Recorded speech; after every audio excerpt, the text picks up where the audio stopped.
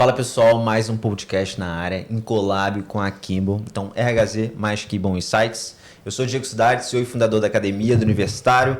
Eu estou aqui com a Tiziana e a Amanda. Elas darem mais contexto da Kimball também. A AU é uma HR Tech focada em estágio, tá? A gente roda de ponta a ponta, atração, seleção, gestão de contratos e desenvolvimento de grandes empresas como Volkswagen, Amanco, Ipiranga e por aí vai, tá? Amanda e Tizi, contem. Obrigada, Diego, por mais uma parceria com esse videocast, Kimball Insights, onde a liderança encontra inspiração. E aqui a gente está hoje com uma executiva de peso para trazer vários insights importantes e bacanas para nós. A Kimball é uma consultoria alemã que olha capital humano, então a gente avalia, desenvolve seus líderes e ajuda em toda a parte da liderança. Com quem a gente está aqui hoje, tá? Daniela Gartner, que é HRVP na NTT Data. E eu vou pedir para ela explicar mais sobre a NTT Data, explicar todo o contexto, porque tem coisas aqui dos bastidores que a gente já conversou. Ó, executiva de RH com mais de 25 anos de experiência, sendo mais de 20 no setor de tecnologia. Lidera as operações de RH na NTT Data para 8 países, com expertise em cultura organizacional, engajamento, reestruturação e integração de negócios. E ela também é responsável por programas de destaque voltados para a diversidade e desenvolvimento. Daniela também tem um histórico comprovado na conquista de certificações como Top Employer e Great Place to Work. Super obrigado pelo teu tempo, por estar aqui com a gente, Dani. E dá mais contexto assim, sobre a NTT Data. E aí eu quero me aprofundar assim nesses 8 países, Ibéria e Latam, como é que funciona? Bom, obrigada por me convidar. Prazer estar aqui com vocês, bater esse papo. Bom, a NTT é uma gigante de tecnologia, ela é japonesa. Ao longo do tempo, a NTT comprou diversas companhias no mundo e há algum tempo vem integrando todas essas. Então, eu venho do braço de tecnologia, né, de soluções tecnológicas, e cuidava da América Latina até um ano atrás, mais ou menos. Também ficava com a cadeira Brasil, que era o maior país dentro de tecnologia, então esse eu administrava de pertinho. Aí esse ano eu abri mão do Brasil e peguei também Ibéria, né?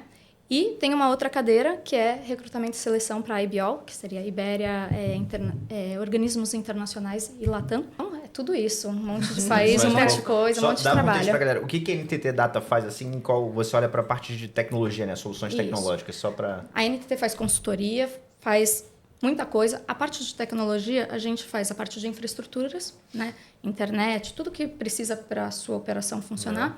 Também a parte de segurança, né, dos ambientes de internet, proteção de dados, essas coisas. E tem essa outra vertical, por exemplo, a gente falou aqui que teve fusões, aquisições e por aí vai. Adquiriu do mesmo setor ou está fazendo um ecossistema maior? Além de outros setores.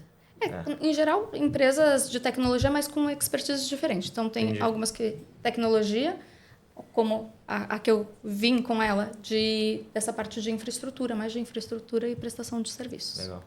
Só pra gente aquecer já, conta pra gente 8 países, né? Assim, quais são as diferenças culturais que você foi se esbarrando, que você foi tendo dificuldades, desafios para você como líder? Tem um monte, gente, tem um monte. Começa que, às vezes, assim, a gente nota que alguns países estão muito avançados na questão de diversidade e tudo mais, e para outros ainda é tabu. Então, foi uma das primeiras coisas que eu percebi lá em 2019, quando eu peguei a América Latina. A outra coisa é que, assim, por exemplo, aqui no Brasil, o programa de estágio é um carro-chefe para a gente. A gente preza por trazer estagiários e ir crescendo dentro da hierarquia. Contratar menos no topo e mais embaixo e formar o nosso pessoal. Legal. Só que acontece, o Brasil tem uma legislação muito boa para estágio, que você pode fazer 2 anos de estágio. Sim. Então, a gente, no primeiro ano, providencia treinamento em tudo quanto é tecnologia, e o segundo ano é o treinamento on the job, na prática. Os outros países não têm isso. Em geral, é treinamento de verão, no máximo 6 meses. E aí, um programa que é super legal, que deu super certo e que ajuda muito, não pode ser replicado em outros lugares. Em compensação, tem coisas que, ainda mais hoje em dia com tecnologia, todo mundo consegue se falar o tempo todo, a gente consegue replicar e tropicalizar, né? E adaptar a cada país.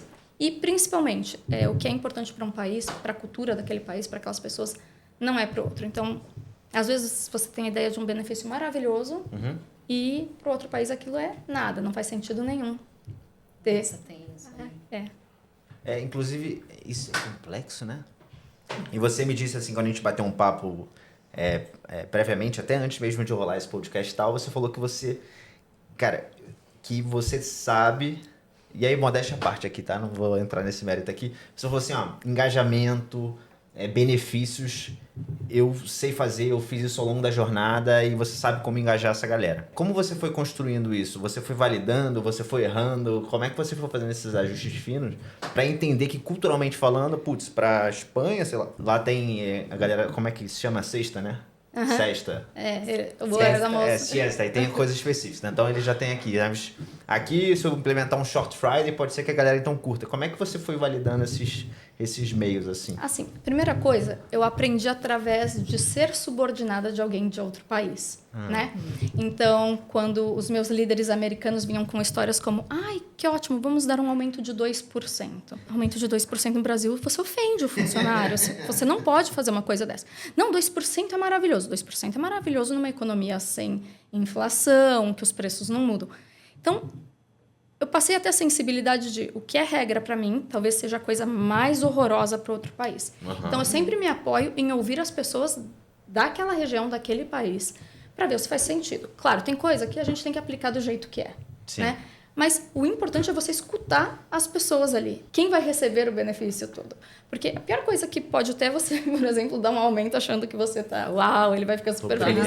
E a pessoa pede demissão na hora que recebe a carta, né? Essa diferença cultural esbarra muito nas lideranças. As lideranças, por exemplo, dos diretores, C-level, desses países, são locais ou geralmente eles fazem uma nacionalidade predominante e você vê dificuldades da liderança de uma forma distinta? Então, principalmente em contexto matricial, que deve ser o caso, não? Assim, lá a gente tem liderança de tudo quanto é país, as pessoas viajam, a NTT Data permite isso, né, de você ter oportunidades fora o tempo todo, né? Então, a gente tem pessoal por toda parte do mundo aí. Isso é uma coisa que começa até na base, a gente permite que as pessoas tirem um tempo para ir treinar. Aprender idioma, essas coisas.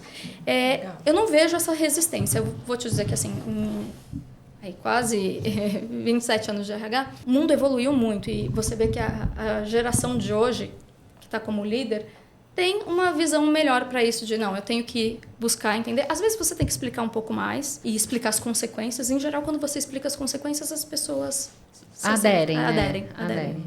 Legal. Você falou que a questão do estágio em outros países é uma dificuldade.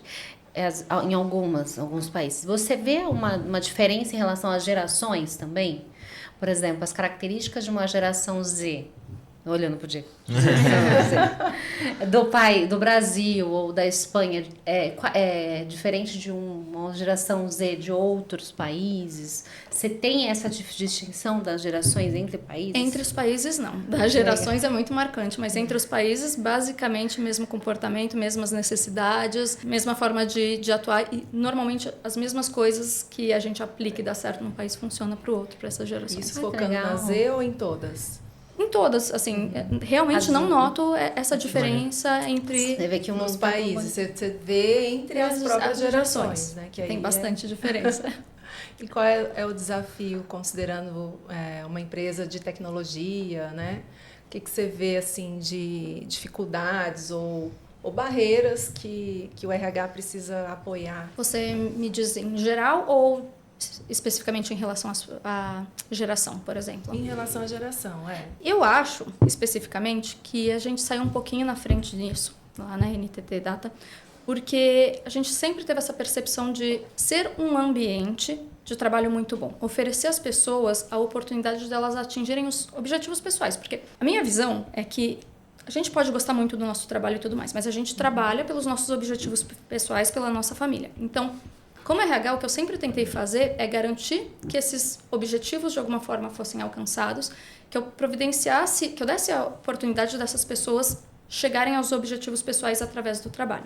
Então, acho que isso ajuda muito. Por exemplo, quando uma pessoa chegava pra gente, tô falando aí de 10 anos atrás, e falava, olha, eu vou pedir demissão porque eu não falo inglês, e se eu falar inglês eu vou ganhar bem mais.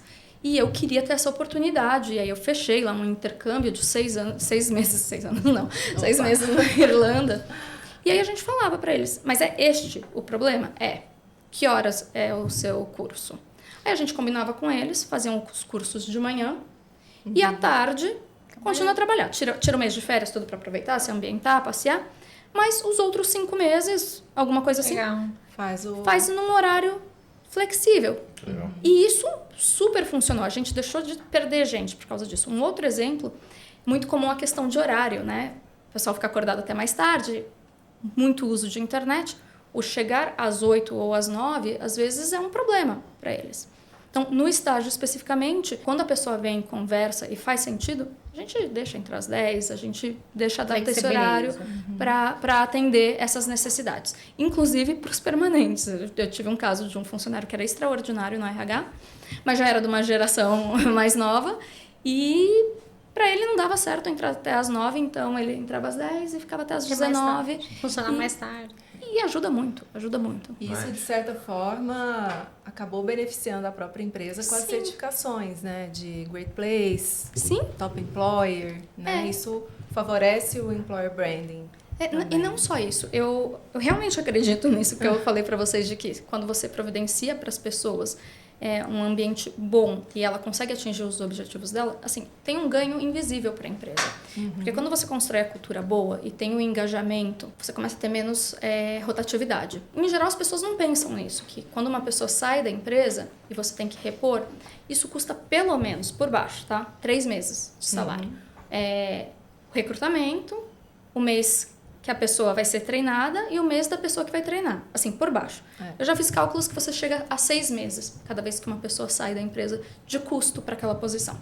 Então, quando você tem uma cultura forte, que as pessoas não pedem demissão, você não só economiza nisso, como você economiza em treinamento, você não precisa certificar a pessoa de novo, a pessoa já tem a cultura e tudo mais. Então, cultura é extremamente importante para a empresa. Você tem um lugar que as pessoas gostem de trabalhar, que elas não queiram sair. Eu morro de orgulho que a gente tem uma taxa de retorno muito grande das pessoas pedirem demissão em um curto período de tempo ir pedir para voltar.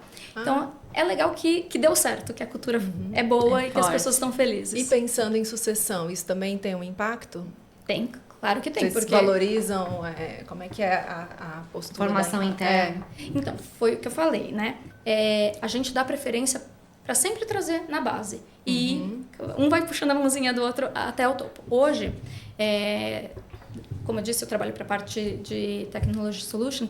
Dos executivos que estão lá no topo, a gente teve agora, eu acho que depois de 8 anos, uma contratação externa. Sempre foi de dentro da empresa. Sempre. Desde 2013, a gente vai fazer 12 anos, eu acho que trouxe 2 externos para os cargos de alta liderança. Então, o que a gente sempre busca é A formação interna. a formação interna, preparação, né? fortalecer a cultura para ser... Quero trabalhar aqui, quero ficar aqui. Vou crescer Vou aqui. crescer aqui. Então, sempre foi a forma como a gente trabalhou. Mas eu fiquei curioso. Da onde vem isso, né? Assim, porque sempre foi assim. Você acredita que isso é pelo fato de vocês serem de tecnologia, então, querendo ou não, vocês já são mais flexíveis por natureza? Porque me parece que seu modelo mental é muito assim, mas não só a empresa como um todo, né? Então, tipo, como é que foi o processo de contratação para te achar que tem esse mesmo modelo mental muito mais flexível, que vou me adaptar a uma realidade distinta, porque isso aqui vai ser melhor para ela e, consequentemente, para a empresa? Da onde veio isso? Sabe? Então, eu brinco que eu não sei se eu conseguiria fazer de novo. Porque começou com uma empresa pequena, que não estava numa situação boa, Tá. que a gente não tinha muitos recursos, que não tinha muito o que fazer. Assim, se você não tem dinheiro para gastar, para investir, fica difícil reter pessoas. E aí a maneira que encontramos naquela época foi fazer as pessoas felizes aqui dentro. Então, começou com uma pessoa pedindo demissão, porque estava com um problema pessoal e precisaria ficar dentro de casa o dia inteiro. Conseguiria trabalhar se fosse de dentro de casa. E ele era muito importante pra gente. A gente falou, trabalha de casa. Então, a gente está falando de 2012. Olha. Nossa, bem antes do... Quando a pandemia começou, pra gente foi assim, eu mandei um e-mail pra empresa inteira, eu acho que foi 13 de março, inclusive, a data, Eu falando, lembro, pessoal, né? a gente não sabe no que vai dar essa pandemia, hoje levem seus computadores pra casa, levem tudo que vocês precisarem pra casa hoje, porque a gente não sabe no que vai dar e se vai fechar vai tudo, voltar, mas já fiquem nas suas casas. Não E precisam se fazer protejam. uma grande adaptação. Não precisou de adaptação nenhuma. Naquele momento, os times já ficavam pelo menos 2 dias por semana em casa e a gente tinha o Anywhere Office. Isso é muito legal. Que o pessoal podia ir para qualquer lugar e trabalhar. Então, eu sou uma, que as filhas precisam ir para a escola, né? Mas eu tô cada hora num lugar, resolvendo outras coisas que eu tenho que resolver lá no Sul. E eu vou e trabalho de lá 1 semana, 15 dias. Isso então, é muito legal. É muito legal. E isso é para todo mundo em geral.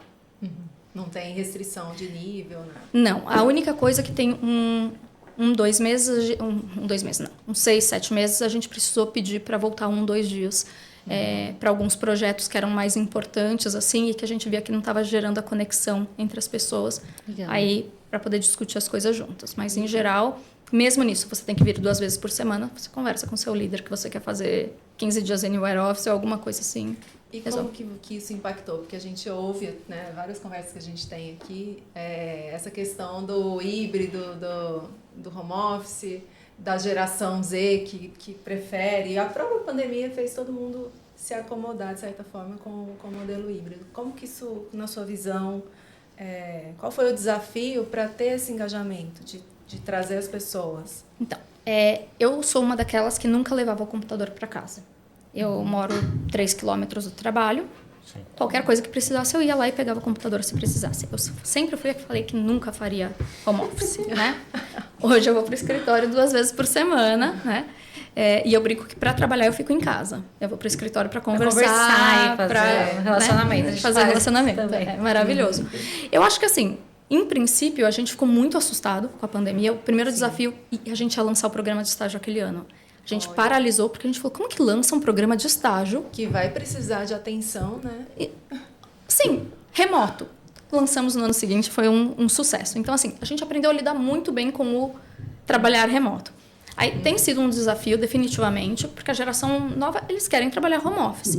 Mas, infelizmente, não dá para 100%. E tem outros aspectos, assim, que não sei se vem ao caso aqui, mas, por exemplo, duplo emprego. Você começa a deixar o pessoal trabalhando de casa, então a gente começa a pegar casos de duplo emprego. Já pegamos também alguns clientes. Então, você precisa ter algum outro controle. E não tem melhor controle do que o presencial nesse aspecto, né? Mas não foi por isso. Em geral, as equipes que a gente pede para começar e presenciar um pouquinho mais, é porque tem algum projeto muito grande andando que precisa dessa conexão entre as pessoas. Legal. E você trabalhou bastante em fusões e aquisições, em projetos complexos. Quando eu falo complexo, que existe outra cultura ali envolvida, e isso é muito complexo, né? Porque a gente trabalha com gente. A gente que trabalha com gente sabe o quanto é complexo.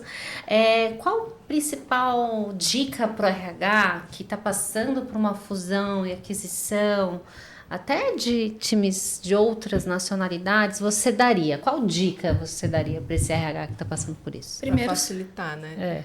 Primeiro que ser humano vai resistir sempre à mudança. Vai resistir, vai construir uma parede e você precisa quebrar essa parede. Como que você quebra essa parede? Com informação, comunicando de forma clara tudo. E aí eu acho que lá no passado se pecava de só querer falar as coisas boas. E o que eu descobri ao longo da minha carreira é que quando você fala as coisas ruins também, as pessoas confiam mais porque elas falam, não estão me escondendo, então eu posso confiar no que está vindo.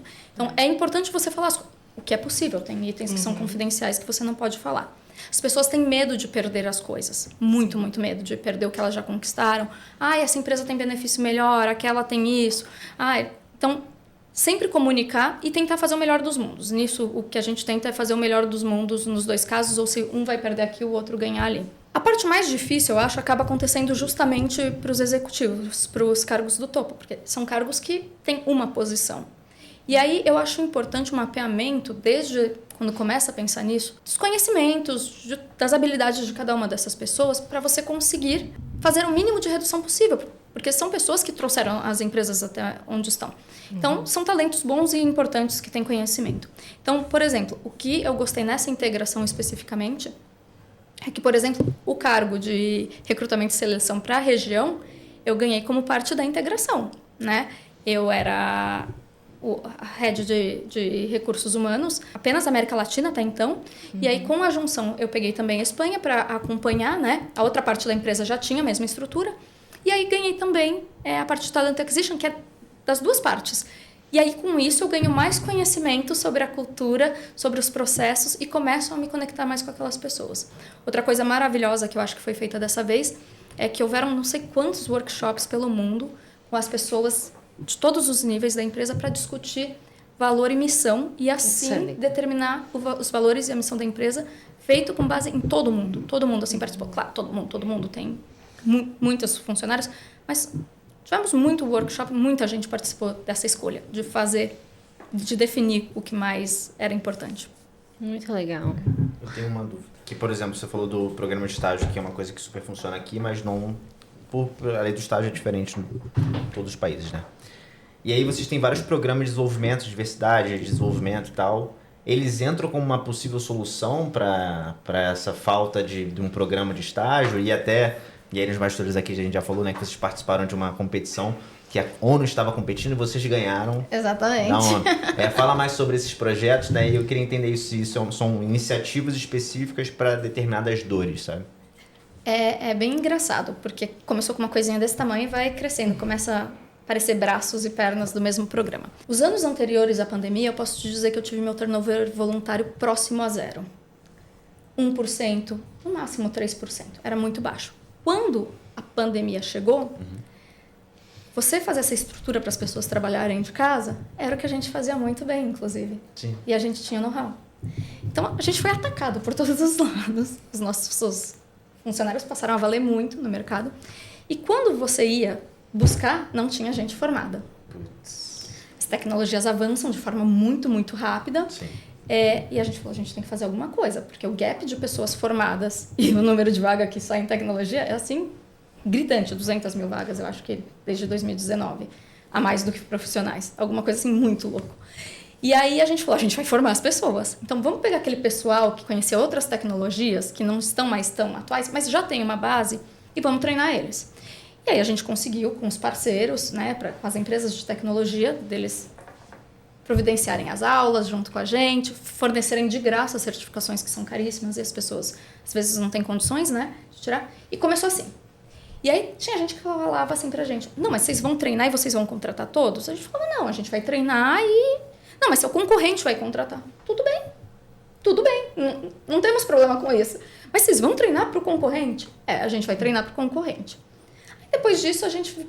Olhando ali nosso censo, a gente viu, como toda empresa de tecnologia, a proporção, a nossa até que é boazinha, 30, 70 de mulheres para homens.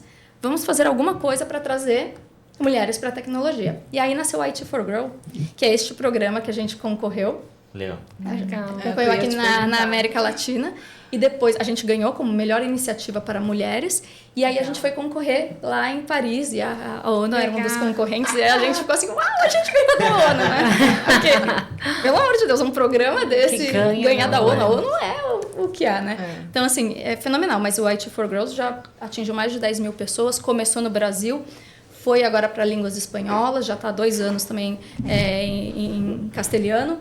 Então, a ideia é fazer crescer e espalhar aí pelo mundo e formar muitas mulheres. E ainda tem, desculpa, o Tech for All, Sim. que é para integrar as pessoas com deficiência, treinar também em tecnologia. Legal. Porque muito se fala em cota, preencher cota de pessoas com deficiência, mas a ideia não era trazer para vagas que eles vão fazer um trabalho que não é o core da empresa. Então, a gente quis formar para ser parte assim, da linha de frente da empresa também. E de todos esses programas que você já implementou aí ao longo da sua trajetória, qual é aquele que mais te impactou, que mais te marcou, assim? Que você fala, não, o meu legado é esse. Ai, mas eu vou trair a NTT Data nesse aspecto. Esses que eu falei, eles são o meu legado, porque eles fazem parte da minha gestão, da parte estratégica. O que eu vou falar para vocês faz parte de quando eu era operacional. Que eu acho que foi um dos programas que impactou a minha vida para todos esses que vêm agora. Perfeito. É esse que a gente quer saber. Lá em 2003, e eu acho que é importante aí a gente lembrar para o pessoal mais novo que em 2003 algumas coisas eram tabu, algumas deficiências eram tabu e não se falava muito sobre isso. Então, como eu te disse, eu vim de benefícios e, para dar o contexto para vocês, eu trabalhava numa empresa e eu sabia o nome de todos os filhos de funcionários, já era maior, mas eu sabia A empresa era grandinha, mas decorava. Eu falo que eu gastei meu HD nessa época, agora eu não tenho mais memória, porque eu consumi tudo isso sabendo o dia de aniversário de filho de funcionário, nome, qual o plano de saúde. E eu sabia tudo, conhecia tudo. Eu organizava a festa e eu fazia as festas de final de ano. E aí, em 2003, a minha líder na época, que é meu ídolo, ela resolveu trazer, né, para inclusão de pessoas com síndrome de Down. E a gente fez, e foi muito legal. Mas por que eu falo que foi o projeto que mais me impactou? Porque o que aconteceu ali é que, quando teve a festa de final de ano, aquele ano, apareceram umas 3 ou 4 crianças que eu nunca tinha visto antes, porque os pais nem iam na festa, porque elas tinham síndrome de Down. Olha só. Olha isso. E aí, um dos rapazes, ele gostava de passear pelo prédio, e ele parava nas outras empresas para ver se era mais legal que aquela, para ver se ele ia querer trabalhar lá, mas ele sempre queria continuar trabalhando com a gente. Vocês veem que eu sou muito boa de cultura desde sempre. E aí, numa dessas, um dia, um executivo de uma dessas empresas bateu lá na porta, pediu para falar com a minha gestora na época, e assim, falando, ele trabalha, ele consegue fazer as coisas, ele não sei o que, e ela, sim, então meu filho tem um futuro. Nossa.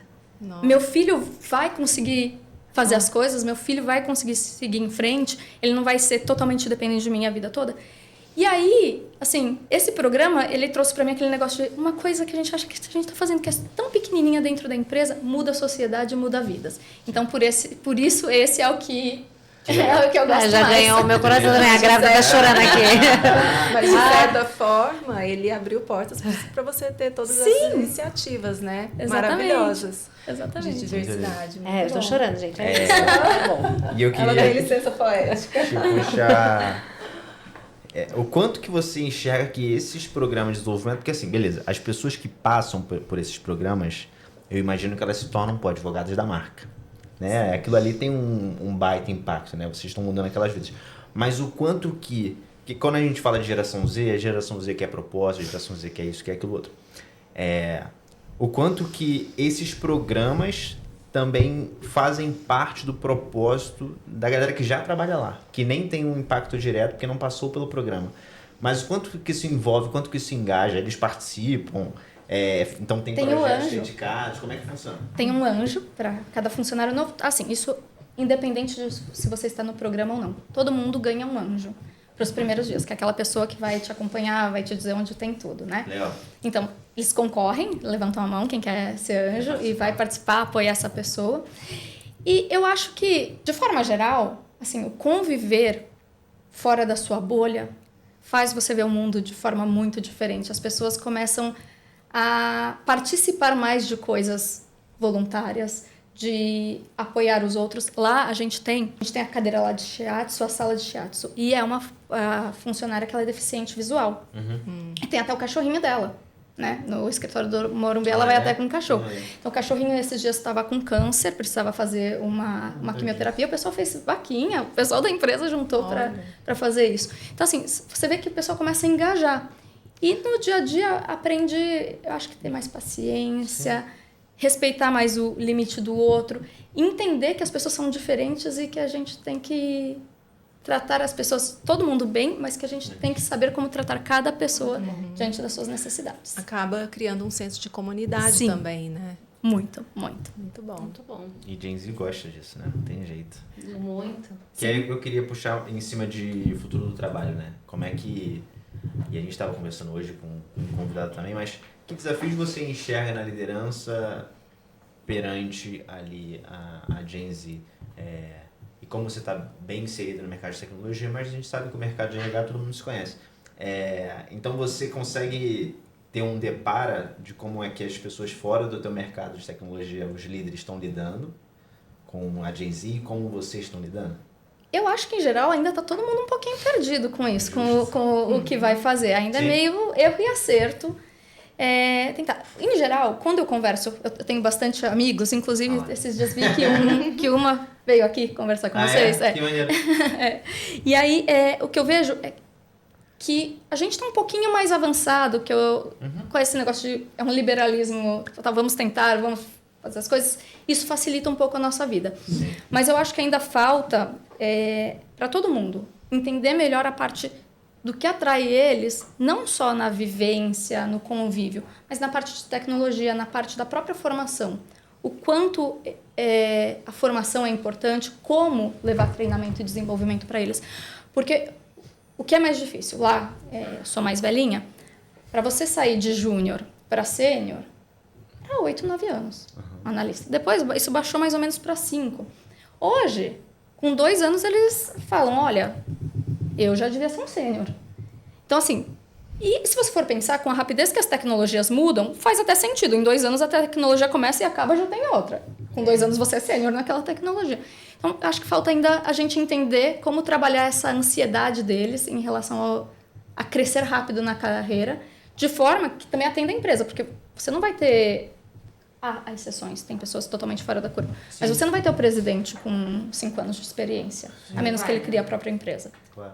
Sim. Né? Então, eu acho que esse agora é o maior desafio. É gerenciar a expectativa de todos os lados. Sim. Da empresa, das novas gerações, o líder que já é de outra geração. Ao mesmo tempo que você não pode falar de um plano de carreira, como você falava antes, olha, você é analista júnior aqui, Antes daqui 3 era assim, anos né? você vai saber falar inglês e fazer Excel completo, que era a tecnologia da época.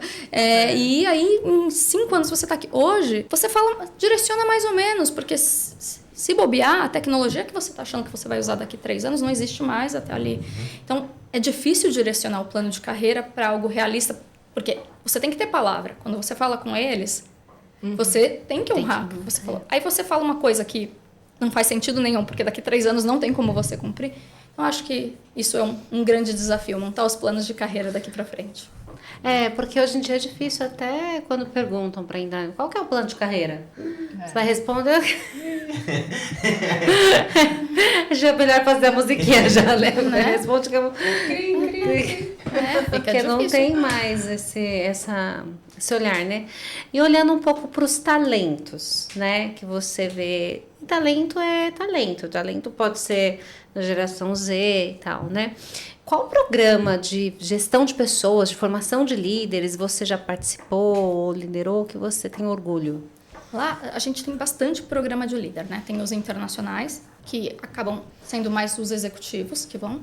A gente tem um programa maravilhoso que é global, que chama Fast Track, que é para aquelas pessoas que você fala assim, olha, fala assim, esse aí vai longe. Vai voar. E aí você põe, e aí é assim, é basicamente um Dispara. MBA de NTT Data. Que legal. E com aula de finanças e tudo mais. E eu vou te dizer, é inacreditável como, de fato, as pessoas que vão para esse programa dão uma crescida assim grande. E a gente tem programas também para essa questão que a gente estava falando de reskilling e upskilling, que tem o pessoal que não virou gestor, mas tem uma carreira em Y. Então, formar também esse pessoal em novas tecnologias e tudo mais. E aí tem vários...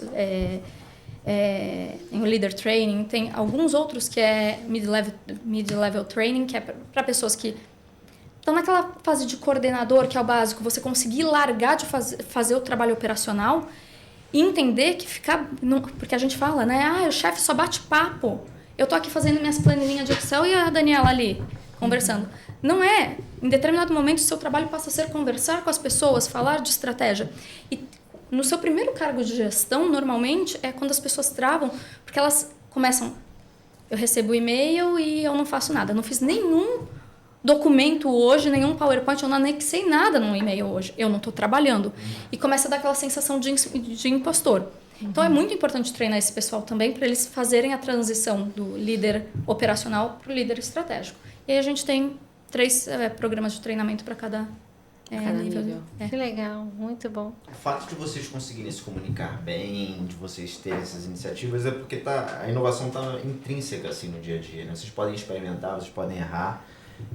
E aí eu vejo que várias outras empresas não conseguem, né? Assim, porque eu fico pensando que dica você poderia dar, o que você conseguiria trazer para outros RHs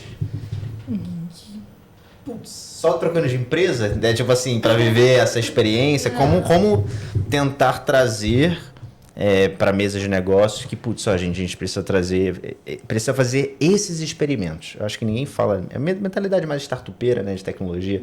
Quais são os experimentos que eu posso fazer que vão trazer ali algum resultado? Como fazer isso, sabe? Eu acho que é justamente isso que você falou. A gente precisa sentar, conversar com os líderes e sempre precisa ter uma pessoa que compra a ideia, que é o que eu falo. Lá no começo, na história do fica em casa, então trabalha e cuida de quem você tem que cuidar, teve um presidente que falou, a gente precisa dele, pode deixar, que aceitou, que ele comprou a ideia. E a partir dali, eu consegui tolerou. Tolerou. Consegui para um, consegui para 1000. Aí né? abriu a porteira. Assim, abriu a porteira e... Tem precedente já.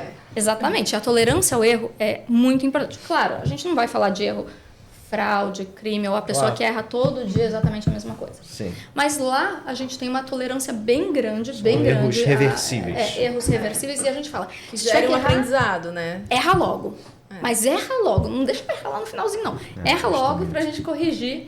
E outra coisa que a gente faz, esses programas todos, em geral, tem um projeto. Que as pessoas têm que andar pela empresa, achar uma dor e ver como resolver essa dor. Então, é bem legal também.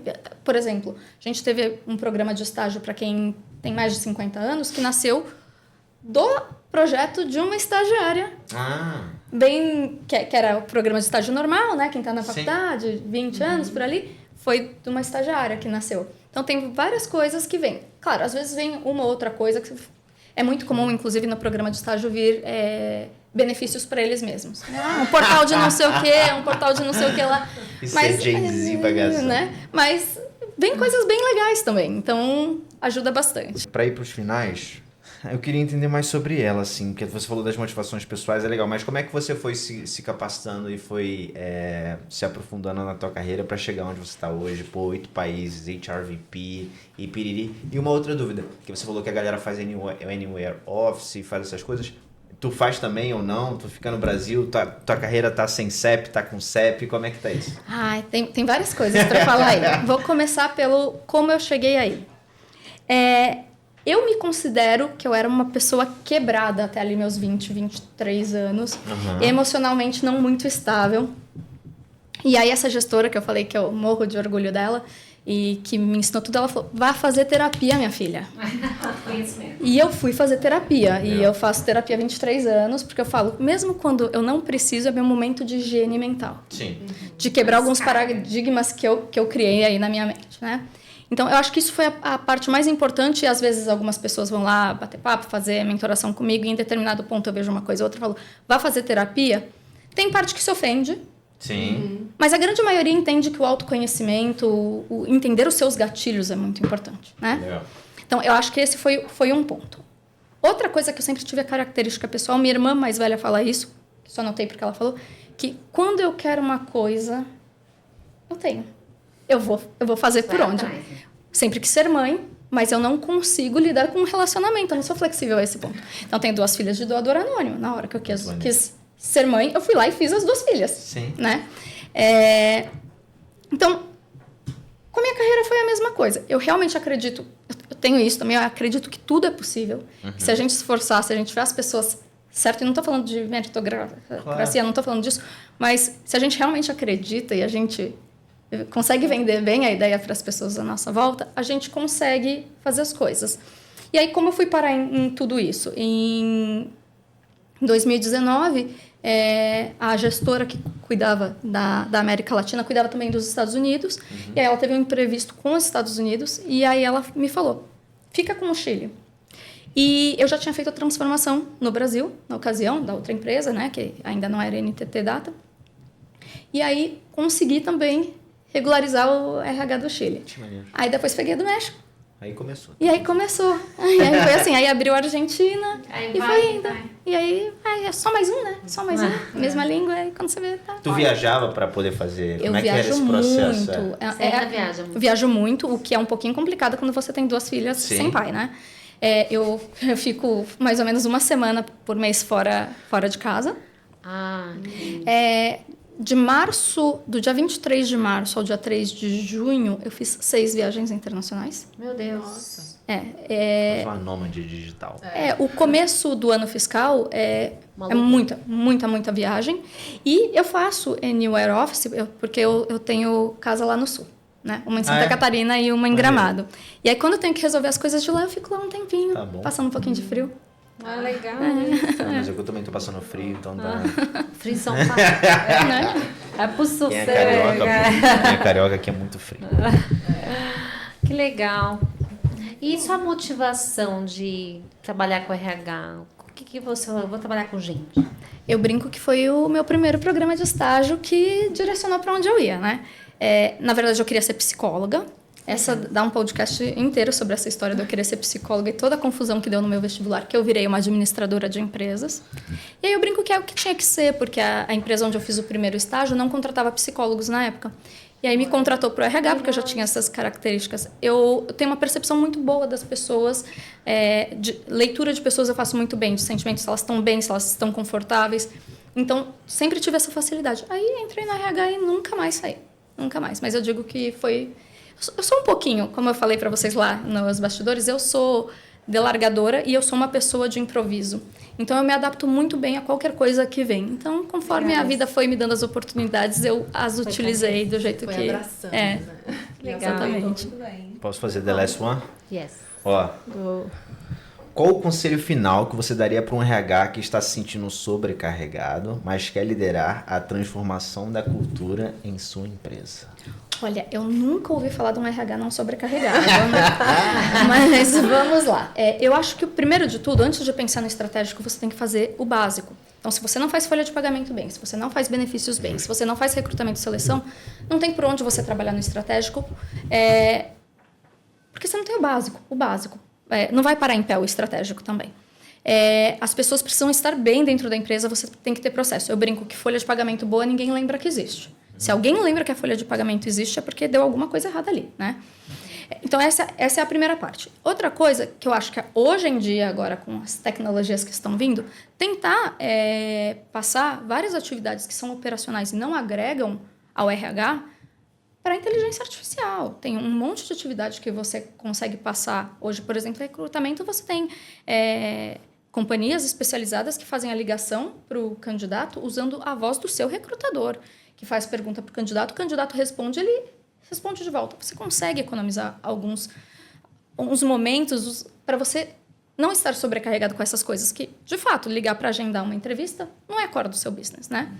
Então, eu acho que são essas coisas. E, principalmente, aquilo que eu já falei no começo, e eu vou falar de novo. Quando você consegue ter uma cultura forte, as pessoas ficam na empresa e você não tem turnover, o RH não está sobrecarregado. Porque ele pode investir. Eu falo, assim, que na NTT Data, a gente chegou ao suprassumo do RH, na minha opinião, assim. Porque você poder treinar pessoas de fora da empresa... assim, você poder chegar ao ponto de fazer algo bom pela comunidade, assim, demais. É espetacular. Sensacional. Né? Então... Extrapolou, né? Fechamos bem demais. Dani, quero te agradecer pelo tempo. Tenho certeza que foi maravilhoso para a galera que também está nos vendo Espero aqui, nos ouvindo. E a gente fecha por aqui. Muito obrigada, foi muito boa a conversa. Muito obrigada.